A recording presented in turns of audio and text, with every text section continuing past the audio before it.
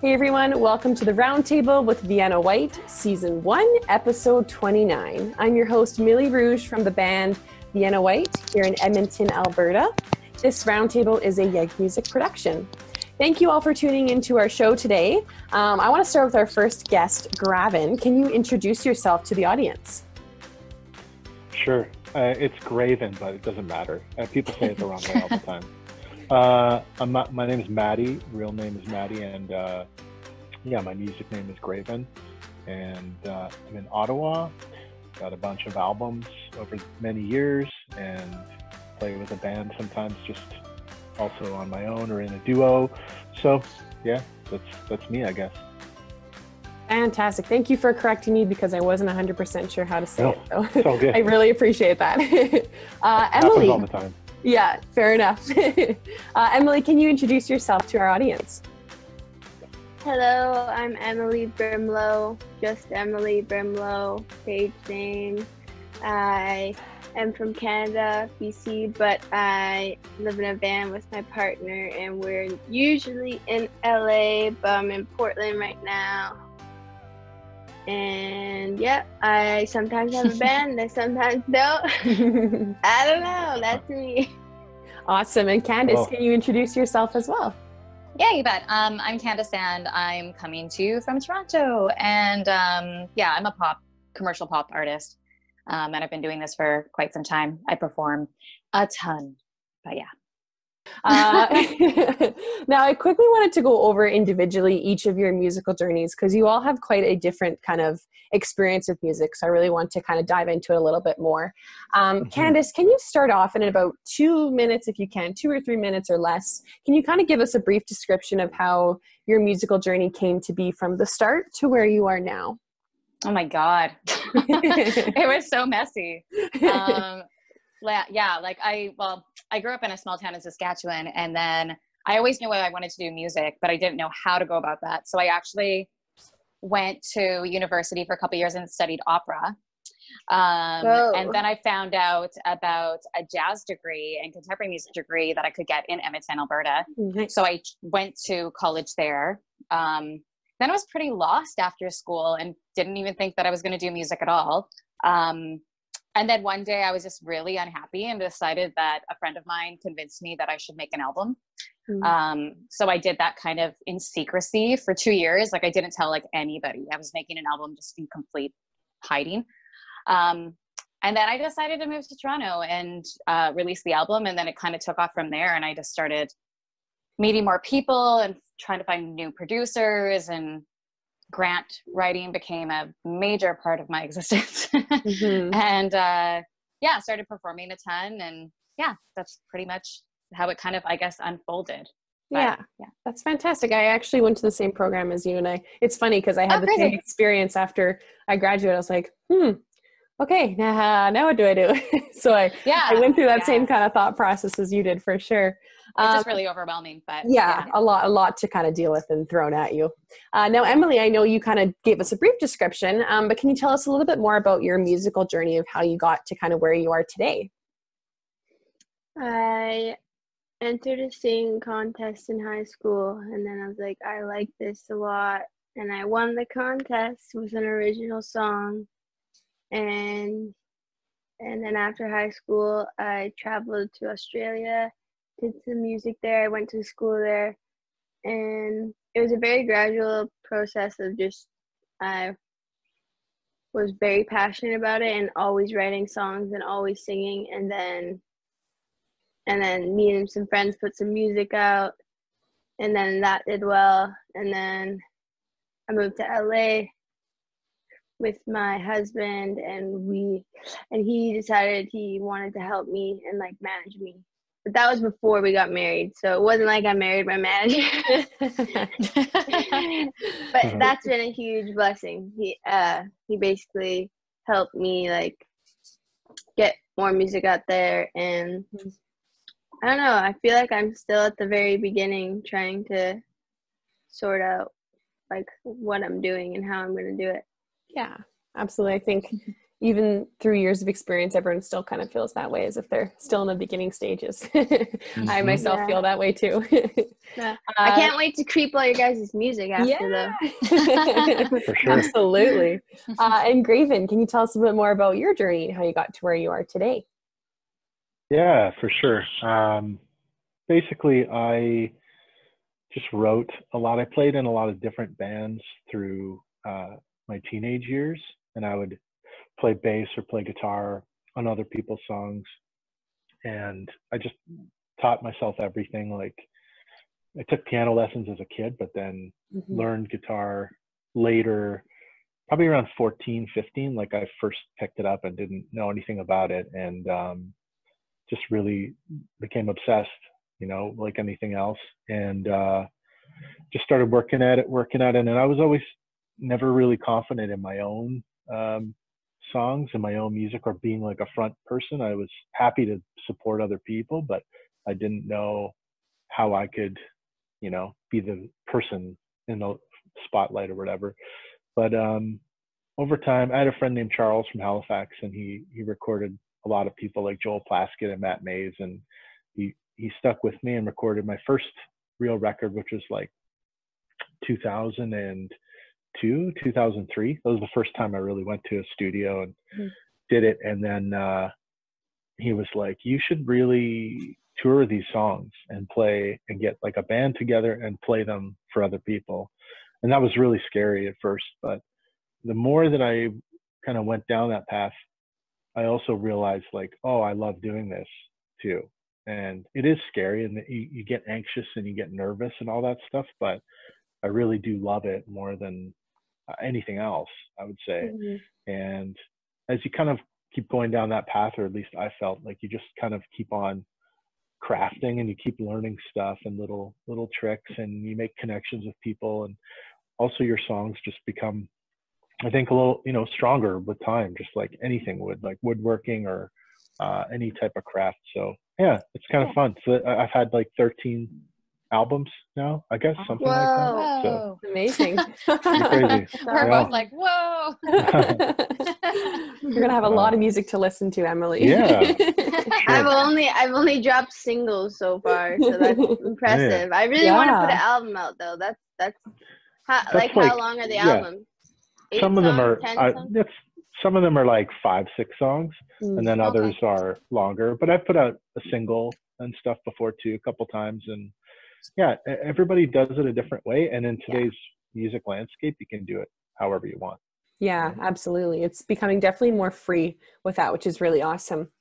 All right, now we are going to dive into our topic for today. Now, like I was telling these folks here earlier, I noticed a really common theme between all of them, that they're all very well versed in people. You're all you all seem, I don't know, maybe you actually aren't, but you seem like you're all very really like friendly individuals, and you do really well with meeting new people in the industry. And I think obviously it's pretty fair to say that connections take you very, very far in the music industry.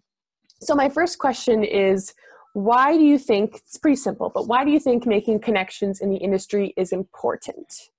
It seems like a very simple, basic question, but I think for those who don't know much about the music industry, this can really open their eyes to it. So Emily, did you want to start this one off, and we'll kind of work our way around? Oh gosh, yes. Oh, thanks. Or I can. My husband. Oh, hello. Breakfast. That's awesome.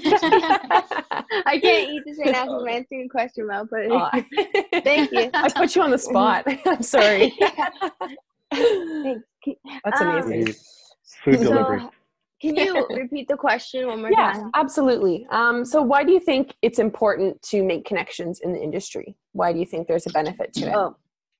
Oh, because I think it's a business of friends. That's how I like to think of it. Like, you find your people, and you can't do it alone. So you need to find people that are inspired by you, and you're inspired by, and then you gotta like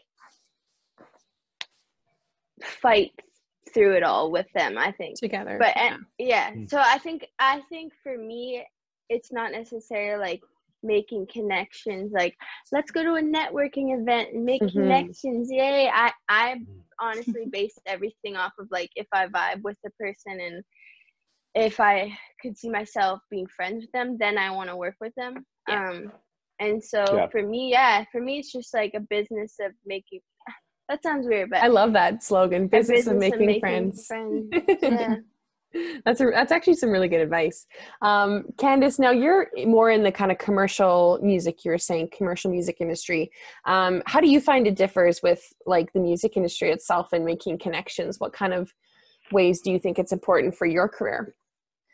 I think what Emily was saying is absolutely true. Like you want to network and like meet a lot of people and find out who you kind of jive with, especially creatively speaking. So I think you make the best music when you're comfortable and like having a good time with the people that you're in the room with. But I definitely do think that, especially in the commercial pop world, there is a formality to just networking that exists, and it's fine. I don't really mind it.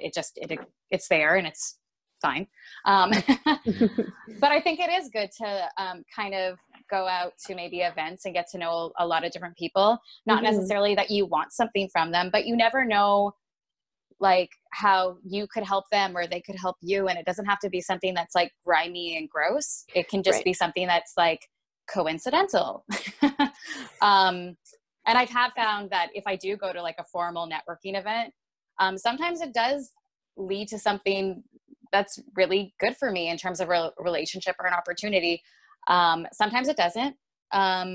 A lot of times it doesn't, but sometimes you just go and you meet some cool people and eat some good appetizers and have a glass of wine, and that's not bad. Yep, that's your day. Absolutely. Now, GRAVEN, I know you are in Ottawa, which is a smaller music scene. And I've actually chatted with a few guests in the past weeks that have talked about Ottawa, and they've said it's such a small, nice community. I'm curious to know how you kind of feel. I don't know how long you've lived in Ottawa for necessarily, but how do you feel the music industry is important for a place that's maybe a bit of a smaller population like that? Yeah, it's definitely smaller. It's still kind of a big city, but I think that networking, like Candice was saying, is still important, and you know, and also doing stuff with your friends, like Emily was saying, like you just kind of find the people that you align with, like the more you go down the road. And Ottawa is definitely, it does have a good vibe that way. Like there are good people doing good things. Like my latest album was produced by Jim Bryson, who's, you know, he toured with the Tragically Hip, and he was in Kathleen Edwards' band forever.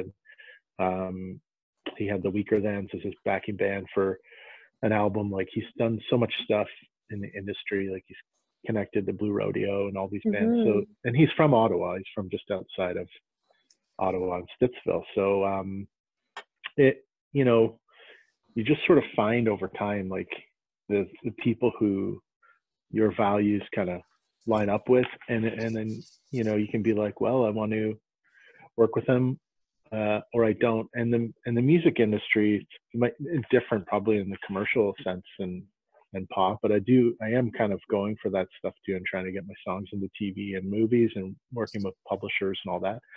But I find it's more open now than it ever was, and you can just start your own thing. Like do your own thing, start a channel on YouTube, upload your songs, get people, open up your audience to whoever you want to, and there's no real gatekeepers anymore. Like you can just do it the way you want to do it. And I think that's what people cling to the most, is like authenticity. And so in you just being your authentic self, more people will kind of clamor or cling to that and get on board with that, as opposed to, you know, trying to do something that doesn't come as naturally to you. But I mean, it's all like, I don't know, it all works differently for different people. And there's good people in Ottawa, and there's good people. Actually, I was going to ask you, Candice, what town in Saskatchewan did you grow up in? Oh, I grew up in Melville. Oh, okay. I don't know if you know where that is. Where that is. No. No, it's close to Yorkton. I don't know if you know where Yorkton is, but it's very close to Yorkton. I do know Yorkton, because there's a girl I toured with named Megan Nash, and she's from Saskatchewan, and she was just nominated for a Juno last year. Oh, nice. So crazy. pretty cool. Awesome. Like She's from, I think, more, what's the name of the town? It's like more Regina, closer to Regina. Okay, that'd be closer to the south. Yeah. Okay, Yeah. cool. Anyway, yeah, it's just, I think that Ottawa is really nice, and there's different benefits to having small town vibes, but also like the bigger cities are still where bigger things happen. Yeah. And just to do networking, to put yourself out there however you can. If it's not like violating yourself, then I think it's just, so any connections are good connections. Yeah. So I think to have the door open and just like, to human beings. Then I think another good bonus, at least, of networking and meeting a lot of people and finding your sort of like the people you trust, especially for younger artists, because I feel like in Canada, like we're all pretty good and we're pretty friendly and everything, but there definitely are people that you need to trust to try to like weed out the people that you can't trust.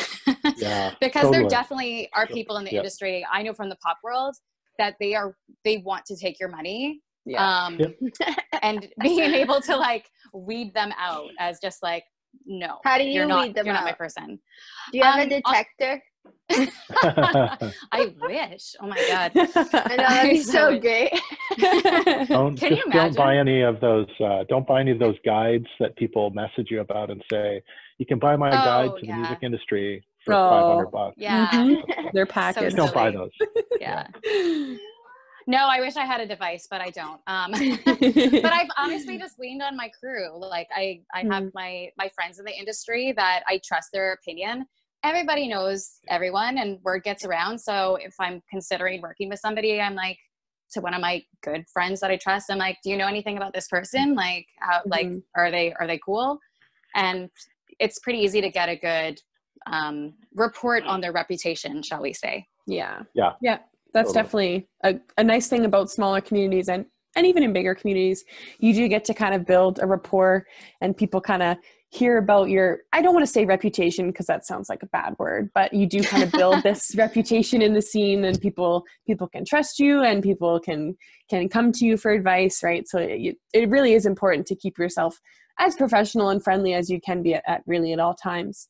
Sure. Now, I wanted to ask Emily and Graven, you guys both went on a tour. I know, Graven, your tour was canceled, though, due to the pandemic. Is that correct? Were you on the tour when it was canceled, or was it canceled before? I went and played a few dates, and then I came back home and was going to go out again, but then all that stuff was canceled. Yeah. So my question was, it kind of has to do with connections again, but I imagine booking a tour involves a lot of building connections with people, different venues, different promoters, different bookers. So can you both kind of go and touch into a little bit about kind of how you keep those connections when you're building a tour, and what's really important to note with maybe making connections on tour in different cities? Maybe if you want to start off, Emily, I know you went on one quite recently. Yeah, my answer's boring. I'm signed with UTA. Okay. So Awesome. they book my tours for me, and then if I ever go on, like I've gone on so far tours before, which are really fun. Yeah. But for the most part, I don't have to book anything. But I was about to do my own little tour, and basically the only thing I had planned was I was going to call up friends in every city on the coast, and I was just going to play little house shows.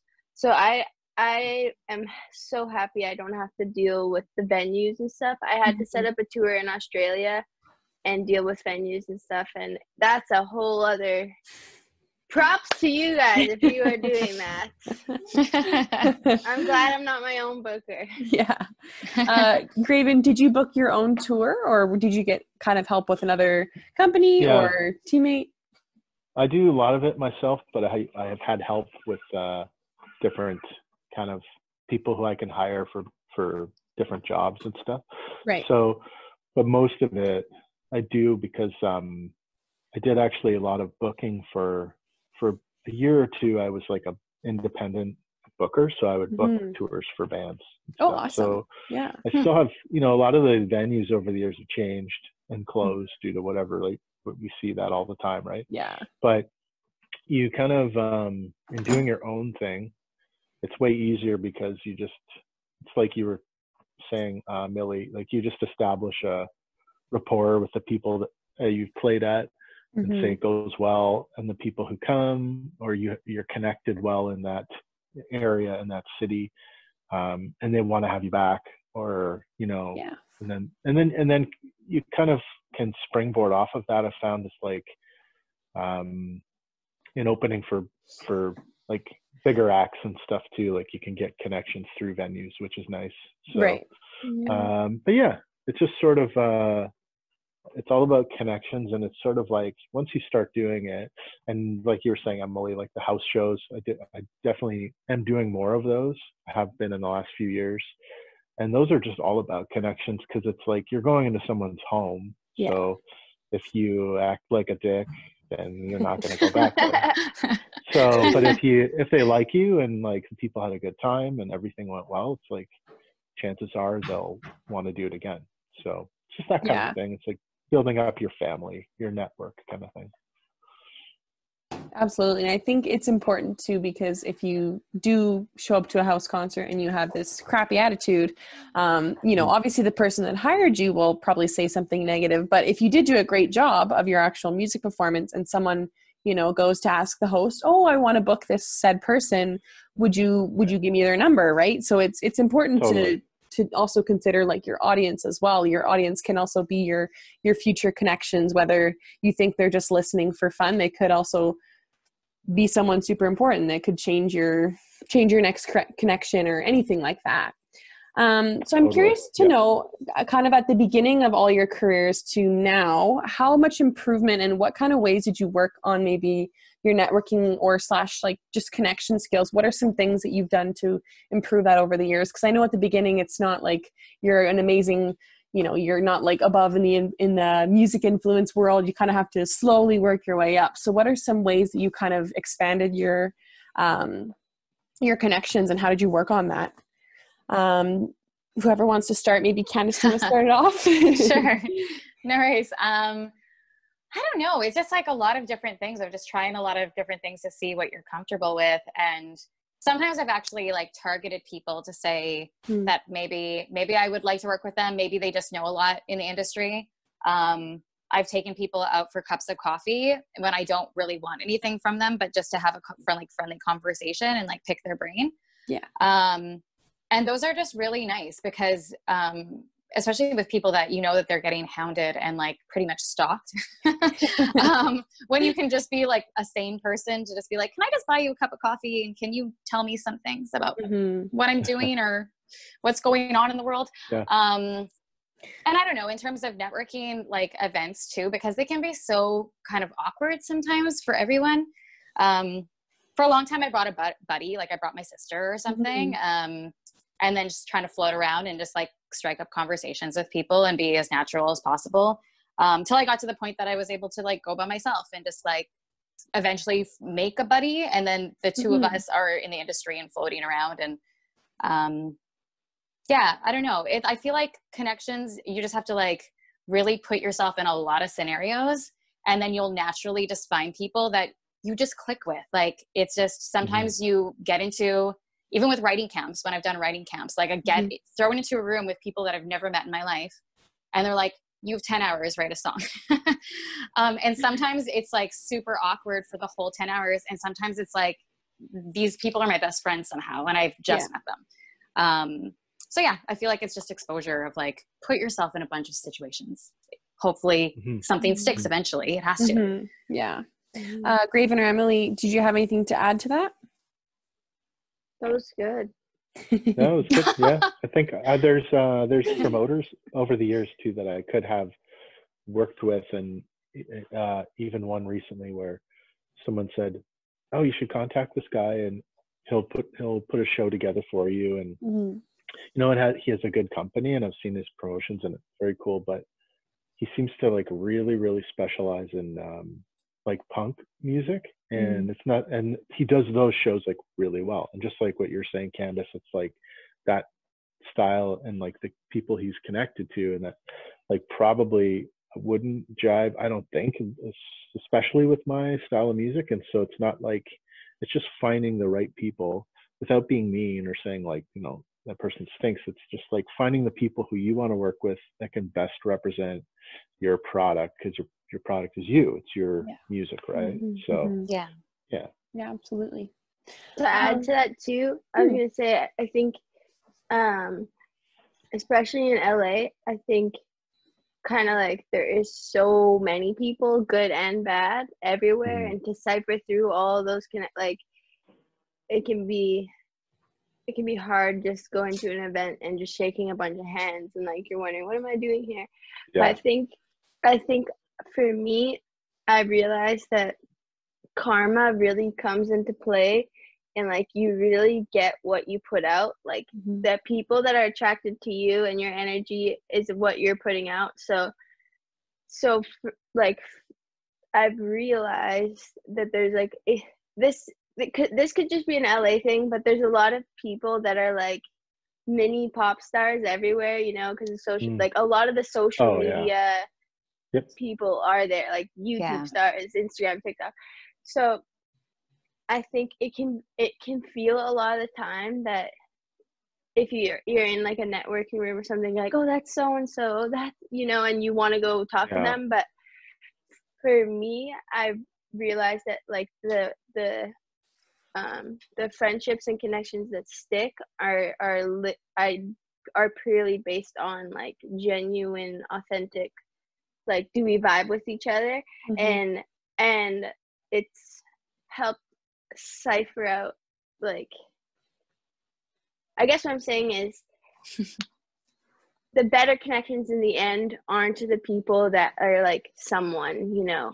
Right. It's you know, like the loyal friend sometimes is the friend that's no one talks about, and like, but that person actually could help you and open these doors for you because they're so loyal and they care so much, opposed to someone that's already a star and you're like, I just want to be connected to them, but they could do, you know, it's not what they can do for you, but there is like I guess everyone's friends with someone in a sense. We all want something from someone, you know, like, what can I give to you? What can you give to me? It's not a bad thing, but I think it can get like out of control in LA, where like you're like, if they just shouted me out on their Instagram, I'd be good, you know. It's like silly stuff like that. Where I think that's important. That like it's not. I don't think it's a bad thing to want something from someone or somebody, you know. But just doing it in like as gracious as a way as you can, and like don't go to the level of psychotic ever a crazy stalker, like because that definitely happens. But I think just trying to make your exchanges like genuine and gracious. If somebody doesn't seem interested, cool, it was lovely meeting you. Next, move on. Exactly. Yeah, for sure.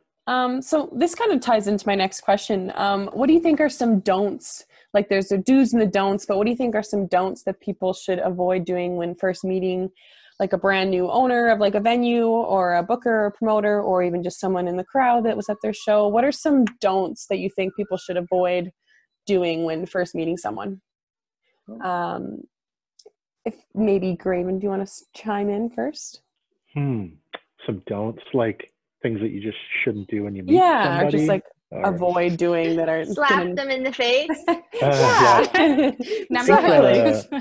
I think probably, and you probably, Emily, probably know more about this in LA and New York. I imagine it'd be hard too, but if someone just leads with like what they're doing, it's like right away they're giving you their credentials of you know, oh my God, I've done this and this and this, and all, and like I would work with you or whatever. Or it's just like getting an email from somebody where they're like, you know, I've had those emails where it's like, I want to help publish your music or represent you to this market, but it's like, it's clear that they have no idea who I am. They haven't listened to one song. They don't know anything about who I am. It's just a potential mark that they see, like that they want to So that kind of That's thing, where I think, you is need the like, detector. yeah, you do, yeah. So I think it's just key, like when social situations, just being as honest as you can, because like, and I think Candice, you were saying this, like, you want it, if someone has an agenda, eventually you're going to see that, or other people are going to see it. Like if it doesn't come out right away, if they have an ulterior motive in like getting involved with you or your music or whatever, it comes out. So I think just like being as genuine as you can in any exchange, any conversation, and also being kind too, and just being like, oh, okay, cool, it's just not for me. And I think that, but that's the problem in music. I think people get caught up too quickly by like credentials and like stuff people have done and all that stuff. I mean, I'm 43, so I've been doing it a long time, and I have a daughter, and I guess I have like a lower bullshit meters than some people, so I just kind of can see it, and I don't, it's like if you feel the connection is good, or it's like a friend who you could get along with and have coffee with and pick their brain, and that's great. But if it's like, if it feels weird, you just don't need to pursue it if it's like wrong. And so I think just being genuine upfront, and just like even when you're meeting people too, is like you don't want to like lead with all your credentials, because those people have seen everything too. So just be you. Yeah. Now, Emily, since you're from LA, I mean, maybe you've seen some interesting experiences with connections and meeting new people. Is there anything you would recommend for people to avoid doing, or maybe to not do when meeting new people? I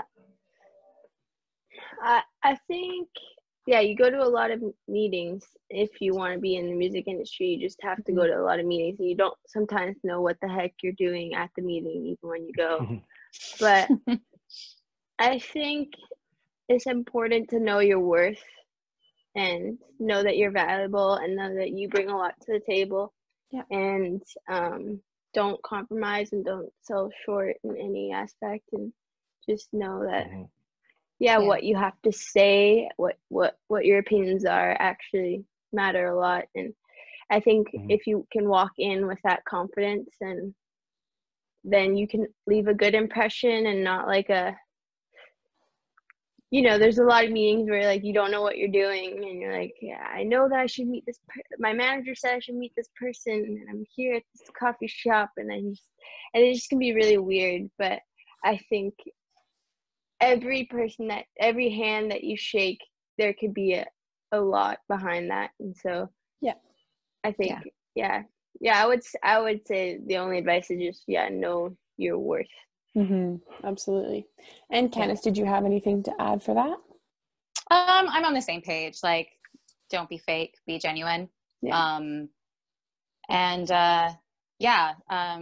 want to say don't be too trusting, which goes into what Emily was saying. It sounds like I've been like burned badly or something with all this, like, don't trust anybody. Dude, we all, I know that. Well, I have. It's the industry, man. We get it. Yeah. It's true. But I just like, you can still be an open, friendly person, but just have like a little like note in the back of your brain to just be like, just evaluating everybody's situation. But those would be my two. Don't be fake, and don't be too trusting. Yeah, absolutely. I like that. Well, that was actually our last question for the day. We're out of time.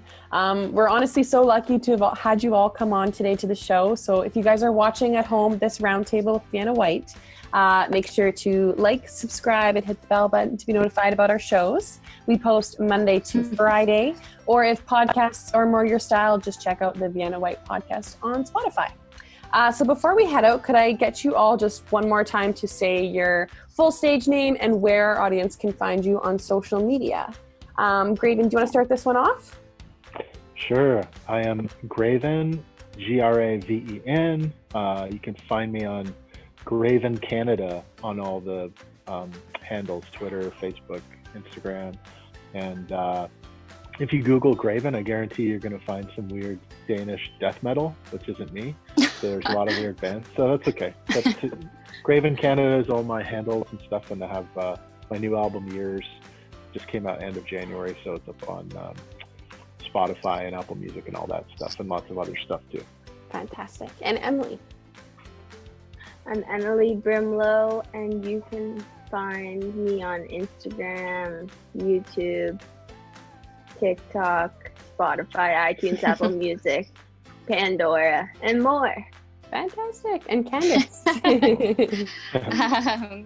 Candice Sand, and you can find me everywhere online, Instagram and Facebook and Spotify. I have a ton of covers on YouTube as well, and yeah, you Google, I'm everywhere.